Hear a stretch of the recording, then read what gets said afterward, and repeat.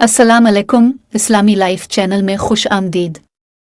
आज का मौजू 10 मुहर्रम के रोज़े की अहमियत। तो वीडियो को शुरू करने से पहले अगर आप लोगों ने हमारा चैनल सब्सक्राइब नहीं किया तो चैनल को लाजमी सब्सक्राइब करें और वीडियो को दोस्तों के साथ सदका जारिया समझकर शेयर करें। 10 मुहर्रम उल हराम, जिसे आशूरा भी कहा जाता है, इस्लामी तारीख में बहुत अहमियत का हामिल दिन है। इसी दिन रसूल पाक के नवासे हज़रत हुसैन रज़ियल्लाहु अन्हु करबला में शहीद हुए। हज़रत हुसैन का करबला का सफ़र ज़ालिम हुक्मरान यजीद की बैत से इनकार का नतीजा था।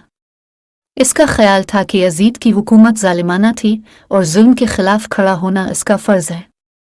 बहुत ज़्यादा तादाद में होने के बावजूद हज़रत हुसैन और उनके साथियों ने यजीद की फ़ौज का बहादुरी से मुकाबला किया।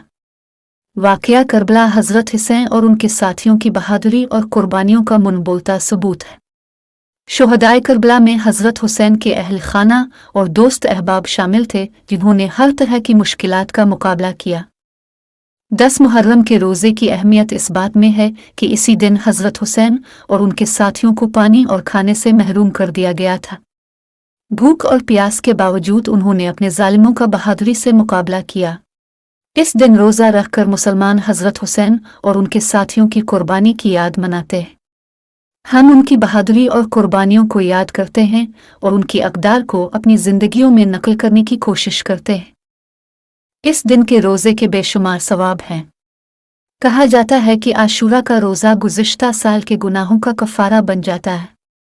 मज़ीद बरा, ये जहन्नम की आग से तहफ़्फ़ुज़ फ़राहम करता है और क़ियामत के दिन शफ़ाअत पेश करता है। आखिर में करबला की कहानी और 10 मुहर्रम के रोज़े की अहमियत जुल्म और नाइंसाफ़ी के ख़िलाफ़ उठ खड़े होने की अहमियत की याद दहानी का काम करती है। हम हज़रत हुसैन और उनके साथियों की बहादुरी और कुर्बानी से सबक हासिल करें और बेहतर मुसलमान बनने की कोशिश करें, और अल्लाह हमें इस्लाम की समझ अता फ़रमाए, आमीन। 10 मुहर्रम के रोज़े के फ़वाइद जो कि दर्ज ज़ैल हैं।